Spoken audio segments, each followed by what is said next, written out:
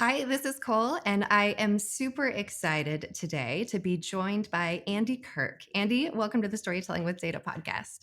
Thank you, Cole. Great to be here. Thank you for inviting me. Absolutely. It's hard to believe that we haven't sat down and done this already at this point. So I'm glad we're getting around to it. So, Andy is, I've been saying data visualization guru in our advertising because you do training, you do research, you've written books, you have a fantastic website at visualizingdata.com. And I'll let you introduce yourself more fully momentarily. But before we do, I wanted to share a fun anecdote, or what I think is a fun anecdote, because it's a memory that I go back to, I feel like regularly these days in the midst of COVID lockup, which is February in London, in a pub, having a pint and some food with Andy Kirk and David McCandless. And it was such a fun evening It was after great. we'd both Yeah, spoken at the DataViz Live conference. I think that was my last international travel. Actually, it was my last international travel before all of this craziness. We'll talk about that. We'll talk about how the craziness has impacted some of our work, some of your work. And I have some specific topics I want to make Mm. sure we cover. We also have people joining live. We have a number of people viewing our live discussion. And so we'll cover a couple topics, but then I want to make sure we leave a lot of time for the folks who are joining to ask their Of questions course. as Yeah, well. sure. Awesome. So that was too much of me talking already. I want to hear you talk. I think a lot of people listening and watching are probably already familiar with you and your work. But for those who may not be, can you tell us a little bit about yourself, about how you got to what you're doing, and about what you focus on today? Yeah, sure. So I am a database freelancer. I never personally use the word guru. I'll let others judge that or not. But yeah, I've been freelancing for just over 10 years now. And yeah, I get involved in lots of different things simply because I need to sustain my own energy and enthusiasm. But yeah, training courses, teaching academically, book writing, projects, design, um, consultancy, which I really enjoy, website, podcasts. So I do try and keep a lot of things spinning, but a lot of these things do influence each other, so the consultancy experiences then feed back into my training courses, and then that feeds into the book. And so all these things, kind of coalesce around the same motivation, which is, I'm sure something that you would share with me, Cole, that I'm trying to give people the knowledge and the expertise that I've, to a certain degree, self-developed over the last decade, and give people that leg up into this subject that is, in many respects, it is an overwhelming prospect, simply because the amount of different things that you need to, in theory, master to be good at this, whether it's kind of creative work, whether it's the technology, whether it's the data and the journalism aspects. But it's something that we've all got at least a starting position of strength with, in one of these different hats. And it's a subject that I think we can all do. We can all attain. There should be no barrier to this subject. I think the biggest thing that I often try and impart to people is that the most important characteristic that you can possess is curiosity. Yep. I actually think that even though my book's called Data Driven Design, it's curiosity comes even before data. We don't capture or create data without having that initial wondering about something, that curiosity, that sense of, I wonder how that's doing. I wonder what's going on down there. So, I'm just trying to help others get into this world. And, thankfully I can do it in a way that allows me to be a freelance professional and, be my own boss, and something that I celebrate every day. And thank you. That's super interesting. One of the things that strikes me from that, you talk about how today, people have to learn a lot about different things. Hmm. And one of the things that strikes me is there's so much more information out there, right? If you go back a decade when you were starting to get interested in this, or when I was starting to get interested in this, there wasn't this plethora of That's resources. right. And so in some ways it was maybe easier to navigate because of that. But Yeah. I'm curious, and I'm sure, the curiosity you talk about is part of what leads into this, but what led you down the path to do this in the first place? Well, I guess, I mean, not to make it too long an origin story because we've only got 40 minutes or so, but when I was a kid, that's where I'm starting. When I was a kid, I was really into art and maths. So I wanted to pursue a pathway into architecture, but I was no. For different reasons, that was not my game. And then when I Do you went to know, because when university, we were at that pub in London, I think we talked more there than we had previously and realized our paths were yeah, quite similar in all these different yes, ways. I absolutely, went down an architecture path as well. right, and actually, when you two do chat to people, there's lots of, let's say, failed architects who are now in this world. But yeah, I mean, so I always had that natural tendency towards numbers and statistics, but also a certain eye for creativity. Um, but it wasn't really until about 2007 when I was working as an analyst at a university. And so my day job was presenting data and charts and graphics, but not with any real robust, approach or understanding of what I was doing, just making things that looked nice to me. I found the subject on the web, and I found Stephen Few, and I found Tufty. The entry points for most of us Yep. converge around at least sort of one or two of those people. Now, as you said at the time, there was very little, really, relatively, let's say, in terms of text, in terms of websites, and it did feel to me like in those days you could know about every single new thing that was made or written Yes. about from month to month. Now, some people may be familiar with my monthly best of web postings. Now, in those days, I knew everything that was new, that was good, and it was in that list. Yeah. And these days, it's now an editorial judgment about what to put Yes. in. And I think that's Which is perhaps super helpful, by the way. no, thank Right. you. I mean, it's a different challenge now, and it does take a long time to do that. And I think going back to your point, I suppose in many respects, our roles now are to be custodians, chaperones, or concierge, if you want a concierge role to guide people, to give people a roadmap that often is, yes, clearly it's us teaching and imparting what we've learned, but as much as anything, it's giving them a route map to then Yeah. find their own. And I Help guess navigate. it's that distinction between learning and teaching, which I think is important. A lot of this stuff can be learnt by oneself, but you need a framework. You need to know how it all fits together, which is hopefully, I guess, what we try to do for our respective activities. Well, and try to speed up that process, right? That, Accelerate it, yeah, for me, definitely. it took what felt like a long time and continues to Yeah. go. So, one of the reasons I reached out for this, or when the idea came to mind, is because I've been doing some work around little things, right? And this Mm, idea that when we make a graph, we make a ton of different decisions, right? Some of those are made for us by our tools, some we choose to undo, some we mhm. don't. And it's really all these little tiny decisions, each of which on their own relatively minor, but that come together to make the experience of our graph, which can work Yeah. well or can work not so well, and all sorts of different flavors in between. But as I was thinking about this, one of the things that came to mind was one of the series that you do, the Little of Visualization Design. And I thought, okay, I'll do a podcast. I can talk about that. I can talk about some other things. And I thought, well, no, it's much better to have Andy talk about the series than me talk about it. So can you tell us a little bit about this series for those who may not be Yeah, familiar? sure. And, I completely share the same view that, we as visualization creators are responsible for every pixel that's on that screen, and every pixel on that screen requires decision making. Um, I mean, one of the little tasks that I've done in the past. I'm sorry to overuse the word little, but one of the tasks I've done in the past in my training course is to pick something like I don't know, like an axis line, and to get people to write down all the different things they might have to decide about that line. Mm, How thick is it? How much of the space on the page does it occupy? What range of values will go on that line? What color will it be? How prominent will it be compared to other features? And when you start to list all these things that this line embodies in terms of decision making, you realize that actually visualization is a game of decisions.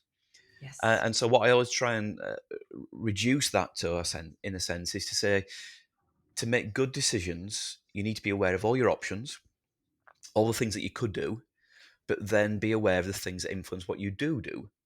Mhm. choice making. Um, and a lot of those things that might influence what you do choose to do, a lot of them are editorial judgments.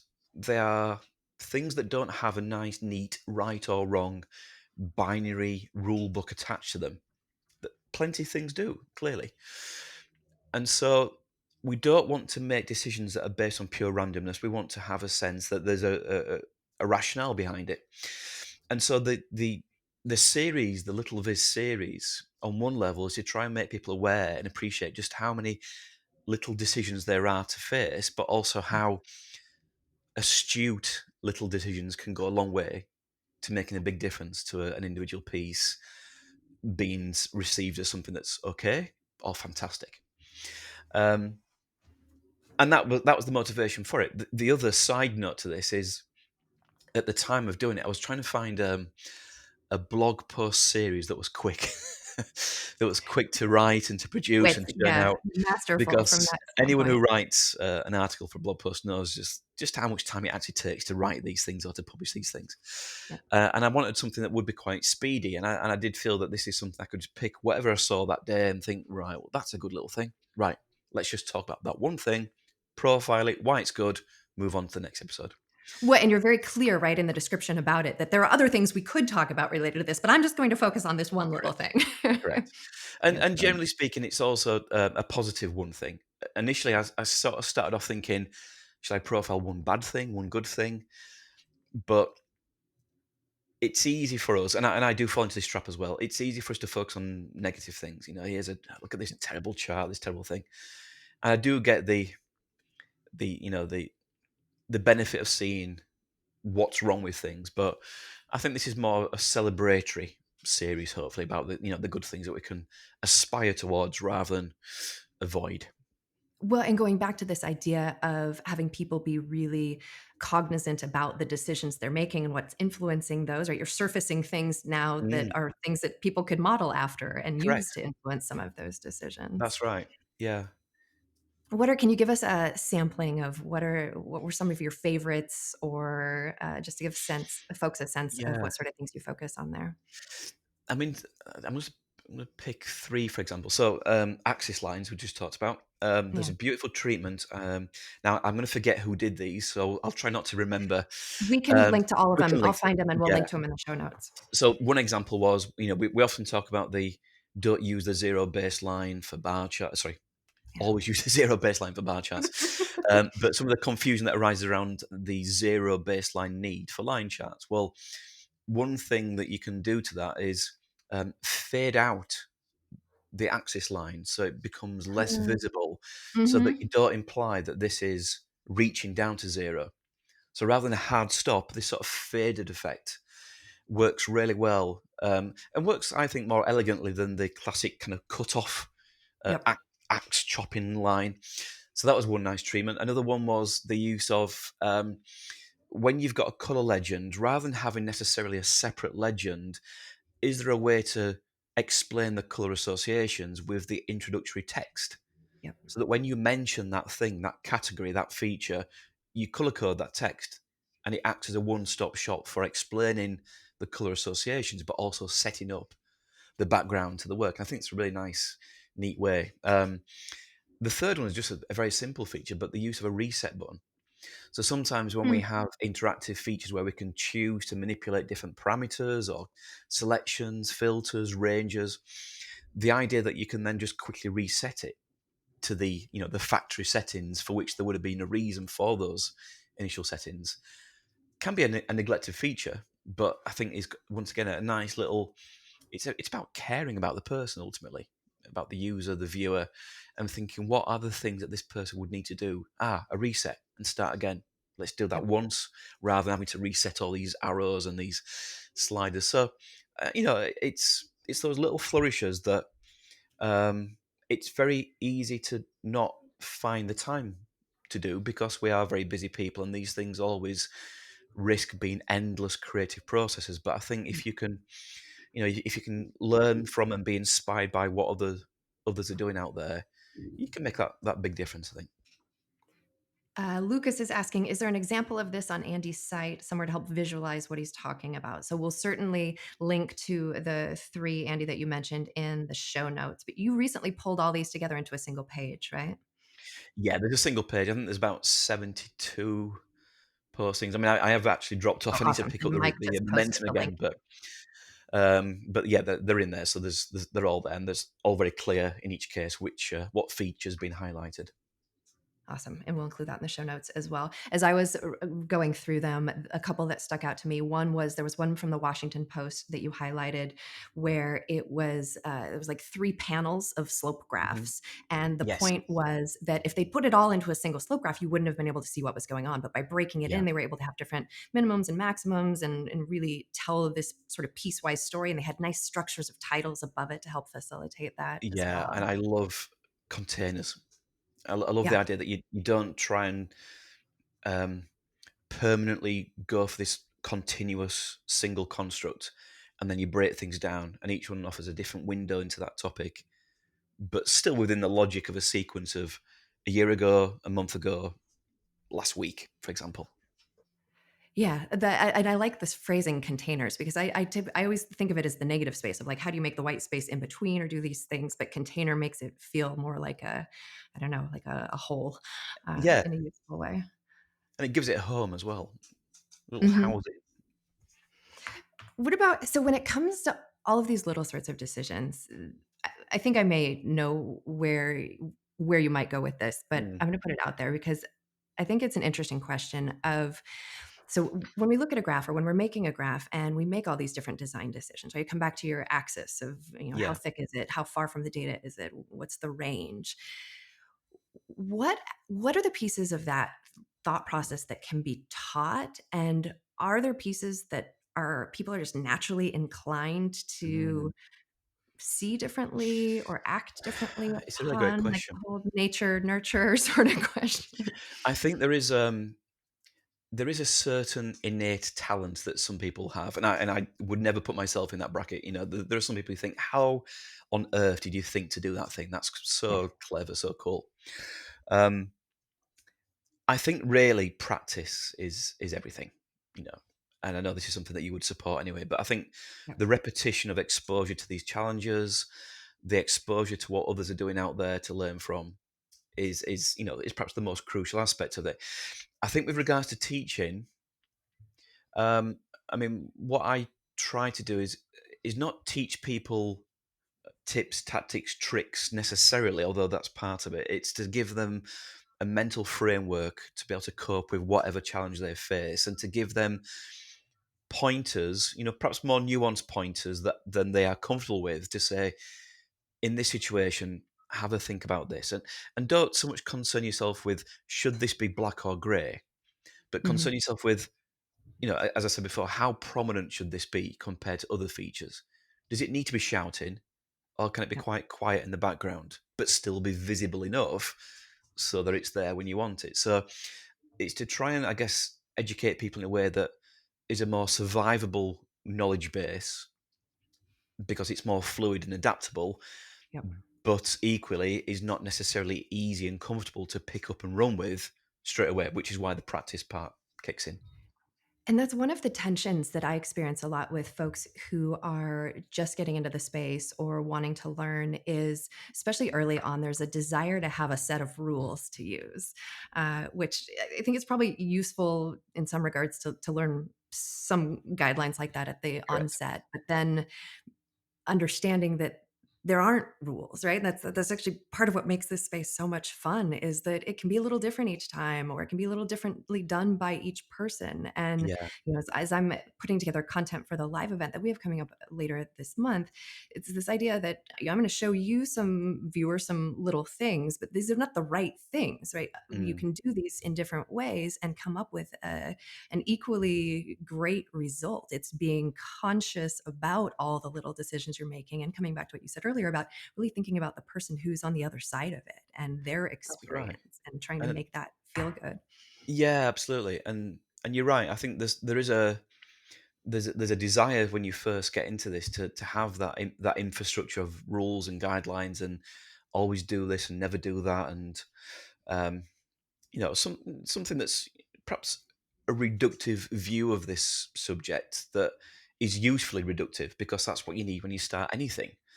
As you would do when you're learning, a piano, you learn to do scales or arpeggios, and you learn the sort of almost like the muscle memory of doing certain things. But then you need that extra confidence to break the rules. I mean, lots of people say learn the rules first to then know how to break the rules, and I think that's something that I think more and more people become or are becoming appreciative of. I think going again, if we look back over the last 10 years, and it's not to pick on these authors in a negative sense, but perhaps the rules that we did learn from Stephen Few and Tufte gave us quite binary choices, and always Yep. do this, never do that. And I think we need that. But then perhaps as people get more exposed to challenges whereby that approach does not have a reliably satisfactory outcome all the time, Yep. that's when you think, right, hang on, how do I now battle this thing? And that's when you become, I guess, more confident to break the rules and to become more liberated in the way that we tackle things. And I think there's certainly over the last few years, perhaps a greater appreciation for techniques that are sketchy and more fluid and less about precision and more about, feeling things. And you only get there through initially doing the bar charts, Yep. going through the legwork of the more mechanical processes. But the key thing is we need all that stuff. And most of our work is still in that realm of the rights and wrongs. It's just perhaps for the more sophisticated adaptability to dealing with different challenges, you need to kind of go beyond that. Yeah. Are there things as you teach people the process, right, and the thinking, are Mm. there certain things you find yourself always coming back to? So for example, I'm always coming back to audience, right? Think about your audience. If you have a question you can't answer, think about your audience and what will work for them, and that Yeah. may lead you in a path. Are there certain things you find yourself coming back to when you're Yeah, teaching? I think it is that, Colin. I don't think there's any accident in that, because I think it's probably something that I'm sure you're the same, that I'm actively promoting. Keep going back to the audience, keep going back to the audience, and it becomes a boring thing to keep reciting. But ultimately, if we are talking about data viz in the realm of it being a communication method and not just for exploratory analysis for oneself to get familiar with data, um, you're only doing this thing to serve that audience, and so if you don't do that thinking, it's not just that you're not going to fail the eventual recipient, but actually you're making your life harder. Because if you do take time and care to think, okay, what's this person's motivation? What are the questions they want answers to? What's the setting when they encounter this work? Is it about rapidity and immediacy, or is it about a more prolonged and deeper engagement with the subject? If you don't do that thinking, you're just giving yourself more ambiguity, and more things that come down to, well, okay, let's do that, and that's not good enough for anybody in this kind of equation, really.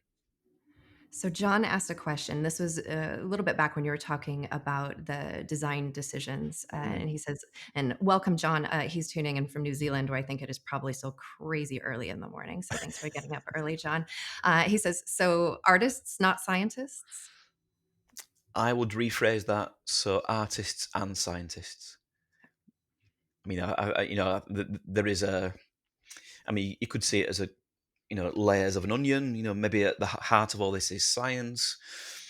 And once you've got that nailed down, and you've got the visual perception science and the rigor of the rights and wrongs, that's your basis. But then on the outside, you've got that extra fingertip sensibility where there is room for creative interpretation. There is room for remembering that people are humans, and you need sometimes to like things and to have that emotional extraction. And I think coronavirus. If we just think about this as a topic, there's a time and place for this to be very scientific, for it to be very sober and factual, because the people who need this information need to respond to actual numbers and correct trends. But then there's also other aspects that need to be emotional, to convince people to stay at home, to convince people this is not just a little bit of flu. So there's a time and place to pull both these levers, and I think part of the skill set is knowing when to go down one route or the other, and maybe sometimes the pair can work collectively. You might start off a piece of work that is, to begin with, quite emotive, to get people's attention, to make them feel something, and then you turn it into a much more factual portrayal, more precision, more dashboardy in style. So to dovetail on that, you mentioned coronavirus. Obviously, the state of things today is different than it has ever been Correct. before.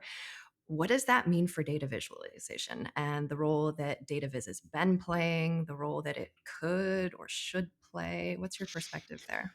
Yeah, it is an interesting state that we're in. I mean, first and foremost, the subject has never been more high profile as a necessity for governments, for health professionals to communicate to the world, to the populations.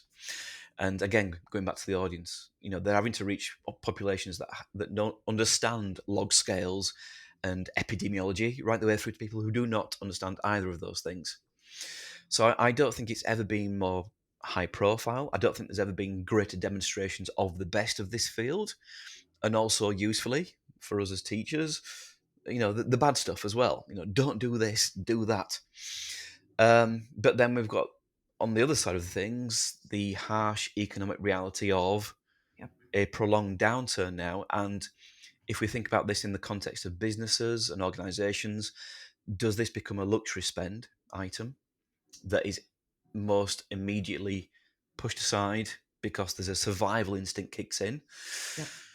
Um, or do organizations, like, I think is always the mantra, you advertise most when you're on the downturn, when your fortunes are in favour. So you would hope, and we would hope, so because it's it's our world, that this would still be something that's economically of interest to organisations, and it helps that to make that argument, we've got these case studies around the world to say, here's the value of this thing.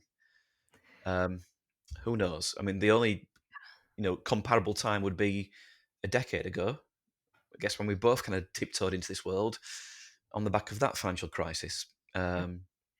Who knows? But Well, fingers and the crossed. different levels, right? Because the one that you and I are most impacted by is L&D budgets. Learning and development gets annihilated because Outsourcing, yeah, yeah, because people are focused on other things. But the next and which is scary in and of itself, but that's fine. People can self-learn, we'll figure it out.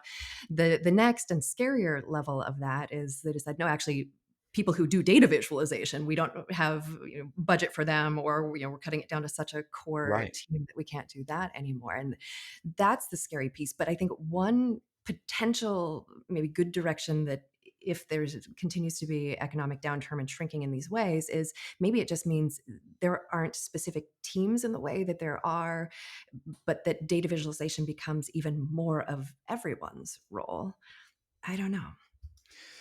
It is hard to know. I just need to check. I had a little error message there. 2 seconds. Just gonna check my. Is my microphone okay still? Yeah, you sound Yeah. fine. Okay. Fine. Um, yeah. I think the constant for all this is there isn't less data. Right. There isn't less appetite to know what that data is telling us and anyone else.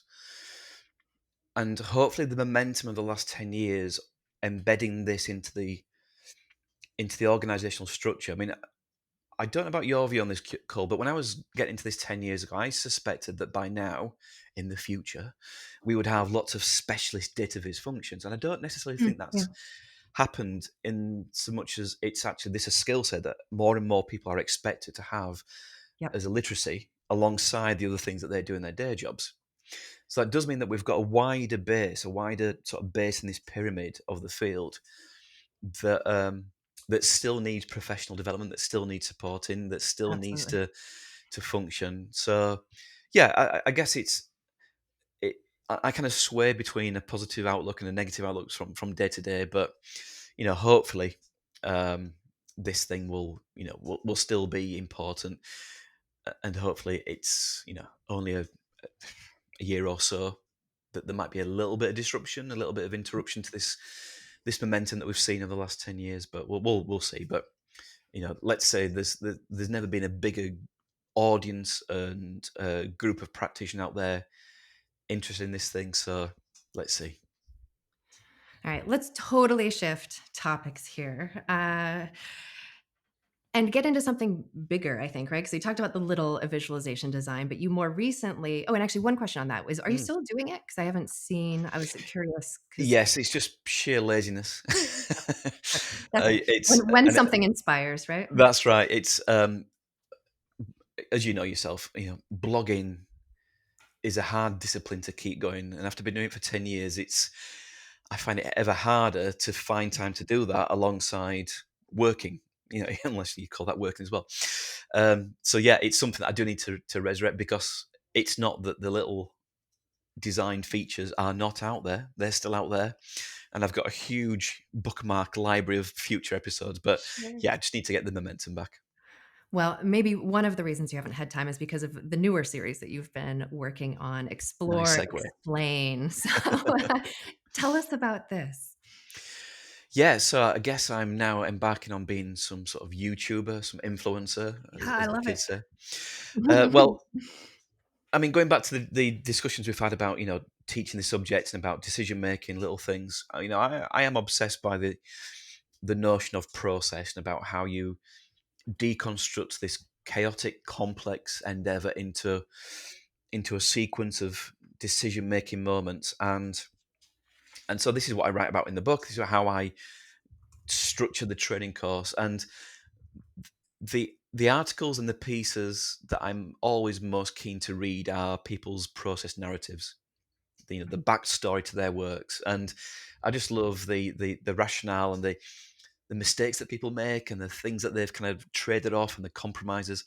And so I thought, well, one of the most interesting ways to perhaps do this is just to have conversations with people rather than get them to write it down and read. Let's have a chat about these things. So yeah, the fundamental essence of this new podcast and video series is interviewing a designer about one, usually, or at most perhaps a pair of companion works, to get that backstory and to give them and their work a platform to go through all these hidden thought processes, because you see this final work and this is just the tip of the iceberg. You don't see all this work that's gone below the surface. And it's literally not about me. It's simply to say I want to ask you questions to give you the platform to celebrate your work and your process. And I want to focus on different types of work, interactive, statics, people in journalism, people not in journalism, people who are known, people who are emerging. I want to make it, a very diverse series. And yeah, so it's a departure for me trying out podcasting. Yeah, how are you It's liking it? tremendously hard work. So I respect those of you who have done this for the amount of time that you've done this. Editing's hard, post production's hard, but I've really enjoyed it. I mean, I've just enjoyed the chats with people, Yeah. and it just feels like I'm sat in a pub. By the way, I'm not always in a pub. I should make that clear. It sounds like it, but yeah, I feel like it feels like I'm chatting with a mate in a pub, and they're just talking through how they did what they did. And so yeah, it's something that I've launched.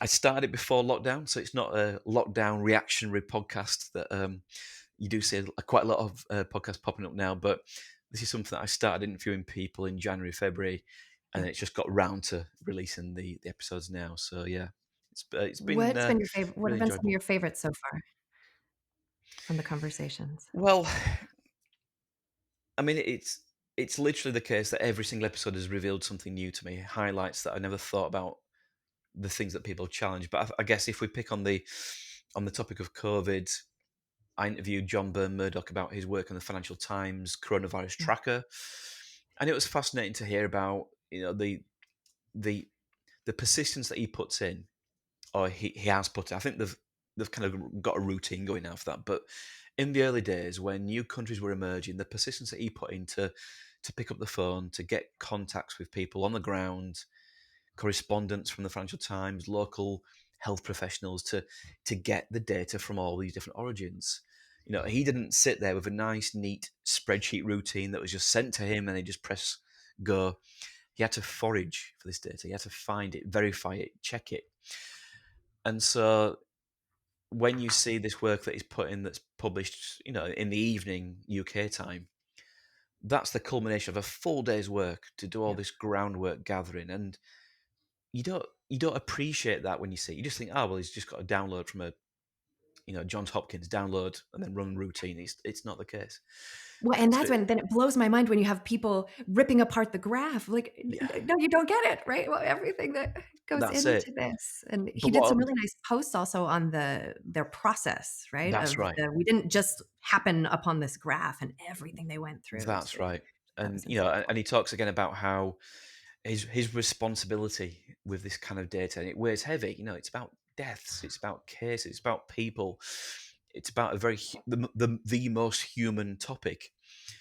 But he's having to detach himself from that as a practitioner, but also his work is not attempting to do anything other than detach yourself from that. It's about shapes. It's about measuring the success or otherwise of government practices and responses to this outbreak. So one of the things that he didn't say this in the interview, but I can see, as you said, from the amount of responses to the tweets. Why don't you show this? Why don't you include that?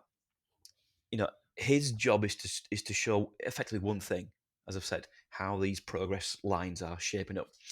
If you want to know about something else to do with coronavirus, another chart will do that, another report will do that, but that's not the role of this thing. This is attempting to answer a different curiosity, and I think it does expose that impatience that we often have as viewers and consumers, where we want answers to the thing that we're interested in. Yep.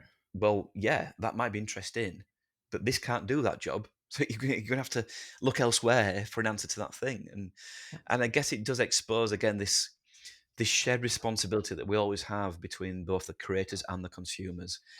And it's one thing increasing the literacy of creators, but if your population of people reading this don't have the same growth in their sophisticated consumption, there's a disconnect there, Yep. and there's a difficult marriage that has to find a way to compromise and almost meet halfway.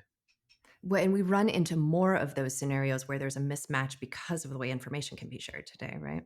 Correct. Which just wasn't the case before. You developed a 100%. graph and it was used for its purpose, for its audience, and That's now right. that's opened things up. All right. Well, we will be sure to check out the Explain, Explore, or everybody listening should be sure to check out Explain, Explore. We'll link to that in the show notes. And yeah, I love the in-depth conversation on a single topic because you get a different level of insight than you get through anything else. That's right. I think let's shift now, though, to some viewer questions. Got a bunch that have come in here from Lisa.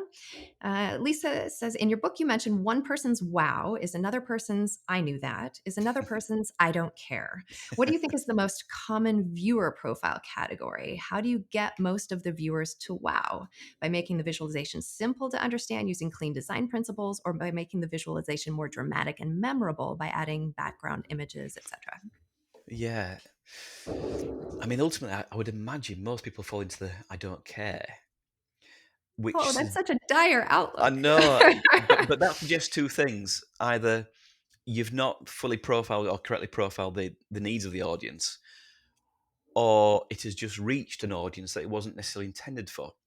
And I think in the world that we now live in, it's so easy for a chart to be taken out of context and to be removed from isolation of where it was intended, and then it just flies wildly on social media, and then things get taken out of context. So I think that's probably the reality.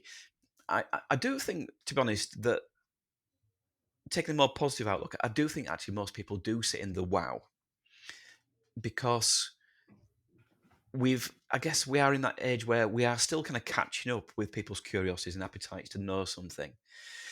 And although we've almost, to a certain degree, we've fixed the problem of we don't have data about that thing.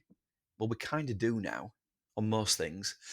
But what we've not done historically has bridged that last gap between the data in its raw form to something that's more communicated.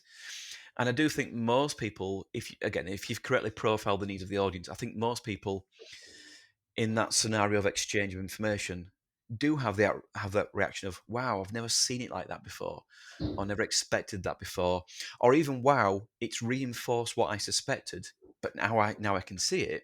It's, that's good. It's given me that sense of confidence that I was on the right track. And I think that's important because not everything has to be a Hollywood moment of never knew that, now I do. Wow, let's go and, save $1 million. A lot of it is, okay, small grain of extra knowledge, but that can still be a wow, a little mini font 8 sized wow, but it's still a wow nonetheless. That's good. Question from Lucas. Assumptions about what everyone knows can be a big issue when sharing data as well. There was an example on the Storytelling with Data forum where someone wrote GDP, assuming most people would understand that. I think many people would get it's an abbreviation for gross domestic product, which in turn has its own definition. So questions about assumptions, right? And Yeah, how upfront or when to define, when not to define. I mean, I think, again, it becomes a bit lazy to say, but if you do feel that everyone understands what GDP means, then why clutter your display with an extra redundant glossary? But if there's a small fraction of possible audiences that don't know, I think it's incumbent on us to almost to reach the least knowledgeable, the least subject aware people, and anchor our design choices around them, and not be too worried if people who do know something already get told again what that thing means. So, in the absence of, let's say, interactivity, to say next to GDP, have a little hover event where you can hover over and it'll tell you what that is. I feel that we have to just focus on the lowest common denominator, and that's not to be negative about that, but people will not always know everything about the things that you are showing. And again, I think going back to the work that John produced for the coronavirus tracker, the beauty of that is that although it's a complicated chart, it's a complicated subject, he brings people with him. He explains the level to which you should be reading this. He explains why it's on a log scale and the rationale for that. And it's something that people have that repeated exposure. So night after night, you become more familiar with the reading of the chart and what it means, and you then develop that almost invisible literacy that you didn't know that you didn't have, and now Yeah. you don't know that you do have. But you're And I looking think forward to it it's each day, right? To see exactly and compare to what you remember from the day that's before. right, absolutely right. And I think it's something where, as readers and viewers, we sometimes dismiss things that require effort and learning too easily. But usually, if we do invest in that, the second time becomes easier. The second time becomes quicker. The Yeah. third time becomes, automatic. So as long as the creator gives you that assistance, we can bring audiences up to a level that perhaps they didn't expect they would have the capacity to do. Here's a question from Jennifer. When approaching client projects as a freelance visualization specialist, are you taking them from the very beginning through to executing the final visualization, or do you specialize in guiding clients through a specific portion of a project? I I have done both, but I prefer the latter. I prefer the model whereby, in a sense, I'm leaving them with a legacy of understanding and a certain self-sufficiency so that they can make their own solution, they can own that solution. They've been guided by me towards what I would hope is a good solution. And hopefully, if I've done my job well, I've given them a bit of a backstory for why that is a solution and the rationale for why I'm suggesting this is a good thing. Because that then means that they're more confident about the next challenge that they face. Now, you could argue, isn't that me doing myself out of work to a degree, possibly? But I prefer that idea that I'm leaving a legacy of understanding that's more than just okay, give me the brief and then I'll do a solution and then ta-da, here it is. And I won't tell you anything about why. I'm just going to give you the solution and go ahead. Sometimes you have to do that because that's the nature of the outsourcing requirement. But usually I prefer the guiding people through the process and let them own the solution as well. You mentioned earlier that how Tufty Few when first starting out a decade ago. These are some of the places to take inspiration because they were the place to go. Where do you take inspiration from today? Oh, good question. Um, I think the lazy answer is everywhere, and what I mean by that is that I guess through my own journey of developing over the last decade, I've learned things from unusual places. So let's take an example of cartoons. Well, there's something that we can learn from cartoons about the the efficiency of communication, about the restrictions of conveying a story and comedy and humor in perhaps one or two frames, the distilling of a current topic into a single frame that has to be produced in 1 hour for the print cycle. Looking at movies and how color palettes work in movies to accentuate drama or mood, emotion. Looking at video game design in how you interact with certain features, about how even kids can know the basic premise of a map layout and how to interact with an object to pick up a gun or something like that. So there's lots of little clues that we can gain from outside of data viz to bring into data viz. Layout design, even just things like, and this is something that's, very much touches on your world's core, which is, stories about when we read books, why has it worked for us? What's the structure? What's the Yeah. plot development and the character development that's worked for us? So, everything that's in a creative realm or a communication realm has lots of shared decision making, layout, things to leave in, things to leave out, dealing with constraints and context. So, we can learn from elsewhere. And if you start off with that, it can become overwhelming because you think, well, how do I process all this? How do I give all this knowledge that I'm picking up from elsewhere a home? But I think eventually you have that confidence. Perhaps when we do start to, you know, lose the stabilizers of the tufties and the fuse, that's when you can look elsewhere and think, wow, this is all part of the same game.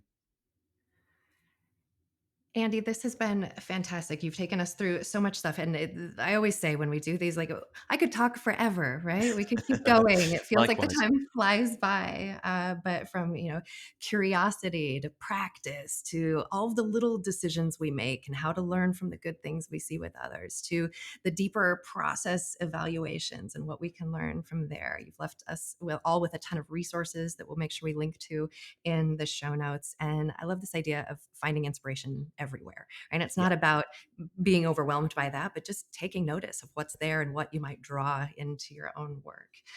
Where can people follow your work and what you're up to? Do you have anything upcoming that you want to let us know about? Well, I guess the upcoming is just the ongoing production of the episodes from the first season of Explore Explain. I now think I'm going to do a second season. It's been commissioned by my Yay. my higher bodies, and really, as I said, I'm doing blog posts all the time. I'm doing latest developments all the time. Yeah, check me out on the website, on Twitter, where I'm still quite active. I think most people still are quite active on the Twitter landscape. But yeah, you'll find me in all the usual places. Awesome. We'll link to all of that in the show notes. Any final thoughts you want to leave folks with today? I think the biggest thing, which is always something I try and make clear, and I think it's something that's very important and relevant right now. When we think about diversity in this field and representation in this field, um, this is not a subject that is the preserve of any single talent. It's not the preserve of specialists. It's not the preserve of something that is unobtainable. If I can get into this, anyone can get into this. Um, you know, Start from where you have an initial base. We all have some strength, whether it be data, whether it be analysis, whether it be creative, whether it be technology. Start from there, use that as your fundamental foundation and build from there. And recognize that you will have weaknesses, you will have shortcomings. A lot of those can be compromised on, a lot of those can be developed, a lot of those can be developed through practice and fresh thinking. But we've all got a role to play in this subject. There should be nobody left out of the equation. So the field is improving in its diversity. It's a million miles away from where it should be. And I think we've all got a role to play to help bring people into this that are not currently represented. Awesome. Andy, I hope we're able to get together in a pub again soon. Thank you very Absolutely. much for joining me here today.